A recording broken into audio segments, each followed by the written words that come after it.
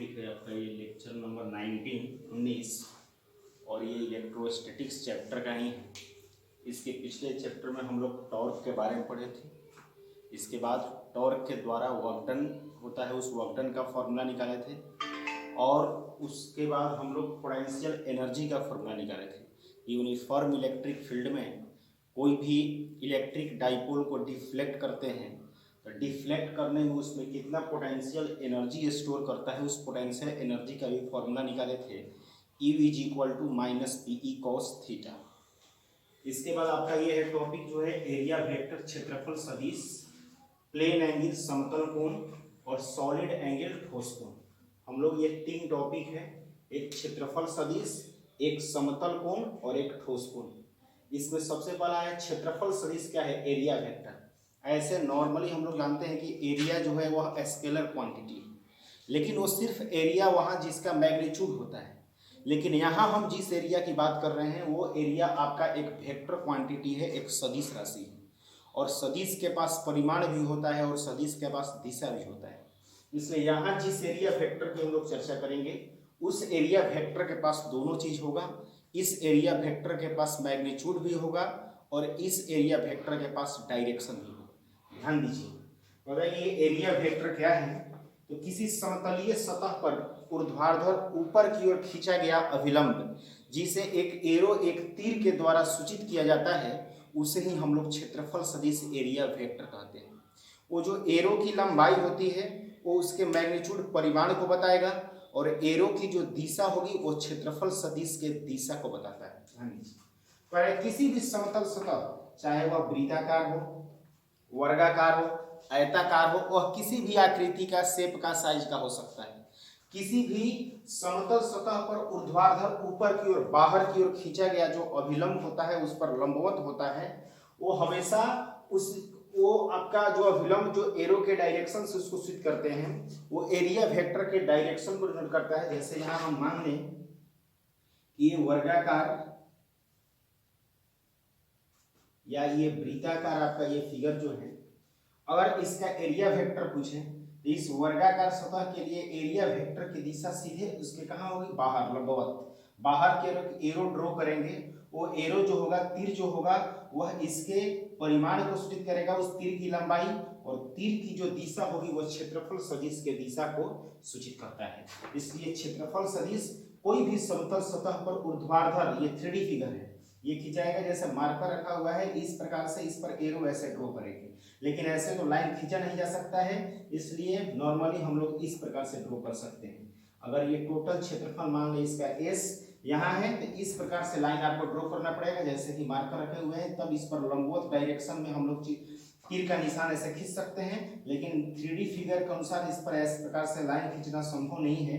इसलिए इसको मान लें ये ऊपर की ओर एरो ड्रॉ किए हैं, ये आपका S मतलब सरफेस, इसका पूरा सरफेस का एरिया क्षेत्रफल, और इधर यूनिट वेक्टर हम मान लेंगे n टैग। इसको हम लोग बोलते हैं क्षेत्रफल सदिश। कोई भी सतह पर, ये अभी आपका एक सतह है, इस पर एरिया वेक्टर क्षेत्रफल सदिश की दिशा हमेशा ऊर्ध्वाधर ऊपर की ओर होगी, वही आपका इस क्षेत्रफल सदिश के दिशा को सूचित करेगा। इसलिए एरिया वेक्टर क्षेत्रफल सदिश किसी भी सतह पर, समतल, वर्गाकार, वृत्ताकार, त्रिभुजाकार, किसी भी सतह पर बाहर की ओर खींचा गया एक अभिलंब होता है, नॉर्मल लाइन होता है। वो नॉर्मल लाइन उस एरिया वेक्टर के डायरेक्शन सूचित करता है और उसकी जो लंबाई होती है वह एरिया वेक्टर के मैग्नीट्यूड को सूचित करता है। इसलिए यहाँ जो क्षेत्रफल सदिश की चर्चा कर रहे हैं, ये क्षेत्रफल सदिश एक सदिश राशि है जो कि इसके पास परिमाण भी है और इसके पास दिशा भी है। अगर इसकी एक भुजा की लंबाई 2 मीटर है, इसका क्षेत्रफल हो जाएगा, वर्ग की भुजा स्क्वायर होता है इसका एरिया, 2 दूनी का 4। और कोई अगर पूछे कि इसके क्षेत्रफल सदिश की दिशा किधर होगी तो हमेशा इस वर्ग के सतह पर अभिलंबवत बाहर की ओर होगा, नॉर्मल आउटवर्ड डायरेक्शन में होगी। इसलिए क्षेत्रफल सदिश की दिशा किसी भी समतल सतह के लिए हमेशा उस सतह पर ऊर्ध्वाधर बाहर की ओर खींचा गया जो अभिलंब है, उस बाहर की ओर खींचे गए अभिलंब की ओर ही उस क्षेत्रफल सदिश की दिशा होती है। अगर इस सरफेस ऐसे है तो क्षेत्रफल सदिश की दिशा सीधे ऊपर बाहर की ओर होगा। इस सरफेस को ऐसे रख दे तो क्षेत्रफल सदिश की दिशा सीधे बाहर इधर होगी। ये क्षेत्रफल को आप जिस भी तरीका से ऐसे रखेंगे तो क्षेत्रफल सदिश की दिशा हमेशा बाहर इस प्रकार से होगा, इसलिए कोई भी सतह के लिए क्षेत्रफल सदिश की दिशा हमेशा लंबवत उस सतह से बाहर की ओर होती है, उसी को हम लोग क्षेत्रफल सदिश कहते हैं। और उस क्षेत्रफल सदिश की डायरेक्शन को हम लोग एरो तीर के चिन्ह के द्वारा सूचित करते हैं। इसको नोट करें। फिर हम लोग देखेंगे इसमें समतल एंगल, प्लेन एंगल के बारे में।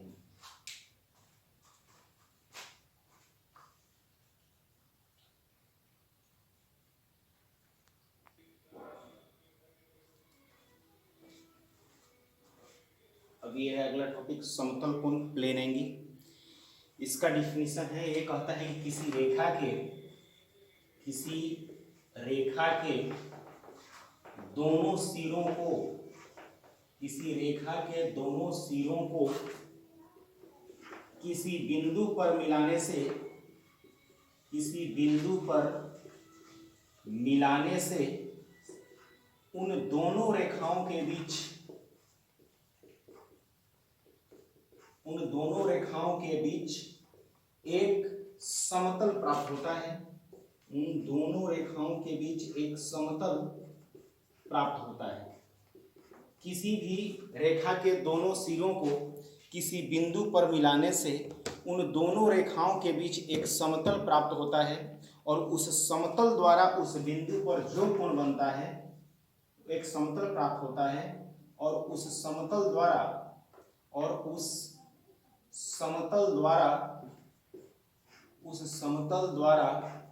उस बिंदु पर बने कोण को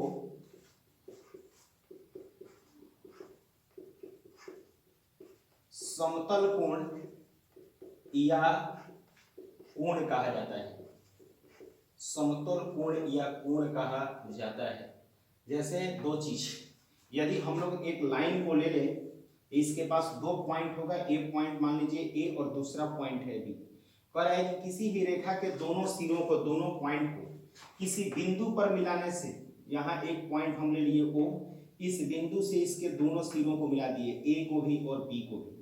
किसी रेखा के दोनों सिरों को किसी बिंदु पर मिलाने से इन दोनों रेखा ओ बी और ओ ए, इन दोनों रेखाओं के बीच एक समतल प्राप्त होता है, और इस समतल द्वारा इसके कोण पर, इसके केंद्र पर या इस पॉइंट पर जो कोण बनेगा, इसी कोण को हम लोग बोलते हैं समतल कोण।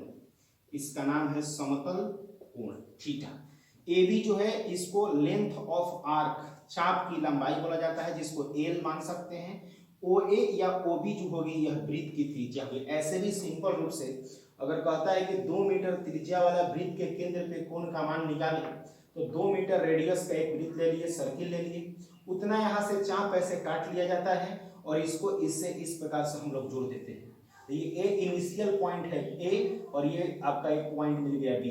ए बी की लंबाई को हम लोग चाप की लंबाई बोलते हैं, जिसको एल कहते हैं। ओ ए या ओ बी ये वृत्त की त्रिज्या हो गई, और यही चाप की लंबाई ए बी द्वारा इसके केंद्र पर जो कोण बनता है, इसी कोण को हम बोलते हैं समतल कोण। और समतल कोण बराबर सूत्र होता है, समतल कोण बराबर को थीटा से नोट करते हैं, और इसका फॉर्मूला होता है चाप की लंबाई बटा में इस वृत्त की त्रिज्या। इसलिए थीटा इक्वल टू फॉर्मूला हो गया चाप की लंबाई आपका एल, और भाई वृत्त की त्रिज्या आपका हो गया आर। यहां भी लेंगे length of arc L by radius of this circle R. तो चाप की लंबाई बटा में त्रिज्या, ये आपका समतल कोण का फॉर्मूला होगा। अब इसके मापते किस में है, क्योंकि दो प्रकार का ये सप्लीमेंट्री क्वांटिटी कहलाता है। इसको संपूरक राशि कोण या समतल कोण, और दूसरा आपका होता है संपूरक राशि ठोस कोण। तो कोण या समतल कोण की माप जो होती है वो हमेशा रेडियन में होती है, जबकि ठोस कोण की माप अस्टे रेडियन में होती है। इसलिए समतल कोण को हमेशा रेडियन, समतल कोण को हमेशा रेडियन RAD से सूचित करते हैं। रेडियन में मापा जाता है। समतल कोण को हमेशा रेडियन में मापा जाता है, रेडियन को सूचित करते हैं RAD से। और ये भी याद रखना होगा कि पाई रेडियन में इक्वल टू 180 डिग्री होता है। हम लोग ज्यादातर यूज डिग्री को ही करते हैं एंगल को मापने में, 0 degree, 30 degree, 45 degree, 60 degree, 90 degree.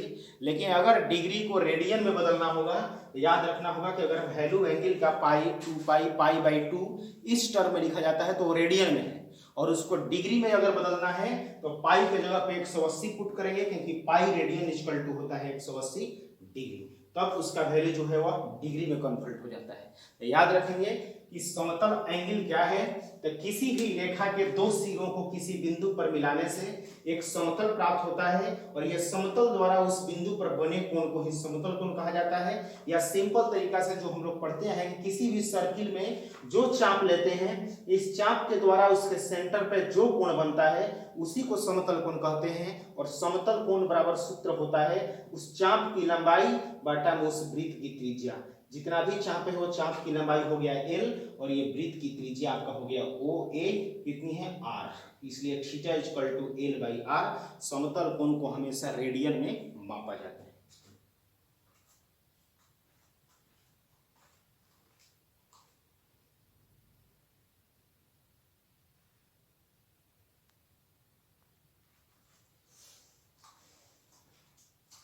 अगला टॉपिक है सॉलिड एंगल, ठोस कोण।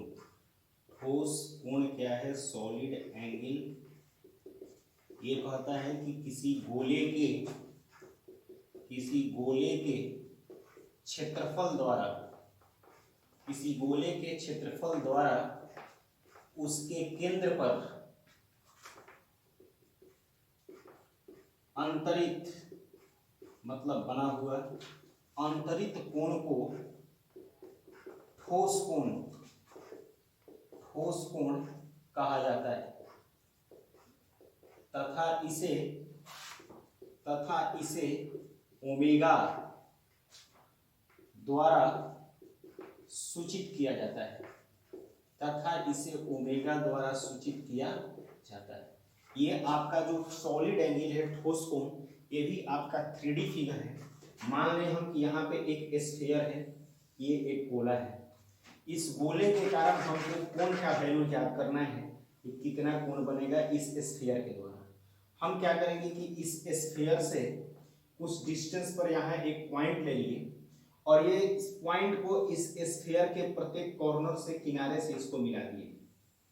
ये इसका, अब जितना ये स्फीयर का अगर रेडियस इसका, अगर इस स्फीयर का पूरा अगर एरिया इसका S है, तो यहाँ से यहाँ की जो दूरी, यहाँ जो कोण बनेगा वो कोण यहाँ पे इसके द्वारा, इस क्षेत्रफल के द्वारा जो भी कोण अंतरित होगा यहाँ से उसकी दूरी हम मान लिए R। इसलिए ठोस कोण solid angle omega equal to formula होता है उसका क्षेत्रफल S बटा में उसके सेंटर से उस पॉइंट के बीच की दूरी का स्क्वायर। इसलिए ठोस कोण ओम इज इक्वल टू फॉर्मूला हुआ S बाई R स्क्वायर। अब इस गोले के सेंटर जो है, यहाँ से R दूरी पर ये पॉइंट जो लिए हैं, ये पॉइंट O डैश P कुछ भी ले सकते हैं, और यहाँ पे इस गोले के क्षेत्रफल के बराबर यदि यह छोटा सा एक हम सर्किल खींच दें, तो ये सर्किल का इतना एरिया जो है, भाग जो है, वह इस कोण के अंदर आता है। इसलिए इस कोण की माप को निकालने के लिए उस टोटल क्षेत्रफल बाटा में उस सेंटर से उस सर्किल के बीच के डिस्टेंस का स्क्वायर कर देते हैं, और यही ठोस कोण का फॉर्मूला होता है उसका सतह का क्षेत्रफल बाटा में वहां से जिस बिंदु पर हमको निकाल रहे हैं उस बिंदु के बीच की दूरी का स्क्वायर। इसलिए हमेशा ठोस कोण को हमेशा स्टेरेडियन में मापा जाता है, स्टेरेडियन में मापा जाता है। आपको याद, तथा इसे स्टेरेडियन को STRADIAN स्टेरेडियन को इस प्रकार से लिखा जाता है, स्टेरेडियन द्वारा, SR डायरेक्ट इसको लिख देते हैं, द्वारा लिखा जाता है। हमको ध्यान रखना है कि सॉलिड एंगल को कभी भी निकालेंगे तो सॉलिड एंगल एक शंक्वाकार कोण की आकृति का होता है इस प्रकार से, और इसके कारण विभिन्न प्रकार के यहाँ इसके सेंटर पे यहाँ यदि एंगल बनाना होगा तो यहाँ इसका एरिया लेंगे ऊपर ये कितना है, और इसके प्रत्येक भाग से सेंटर से लेकर यहाँ तक इसको मिलाएंगे, और यहाँ अलग अलग ये जो कोण बनता है ये कुल कोण के बराबर जो कोण होगा उसी को सॉलिड एंगल बोलेंगे। इसके लिए जितना ये एरिया का यहाँ जो सरफेस है उस सरफेस के बराबर एक यहाँ हम एक छोटा सर्किल स्फीयर खींचते हैं और हम देखते हैं कि स्फीयर का इतना भाग जो है इस कोण के अंदर आता है। इसलिए इस एंगल के वैल्यू को निकालने के लिए हमेशा इसका एरिया बटा में उसके सेंटर से उस पॉइंट के बीच के डिस्टेंस का स्क्वायर होता है, उसी से हम लोग सॉलिड एंगल का वैल्यू निकाल सकते हैं। फिर अगले टॉपिक में हम चर्चा करेंगे कि इसको यदि कंपोनेंट के टर्म में हम लोग तोड़ दें तब सॉलिड एंगल का वैल्यू कैसे कैसे निकलता है, उसका विस्तृत रूप से हम फिगर बनाकर उसको डिराइव करके आपको बताएंगे। तब तक इतना ही कंप्लीट।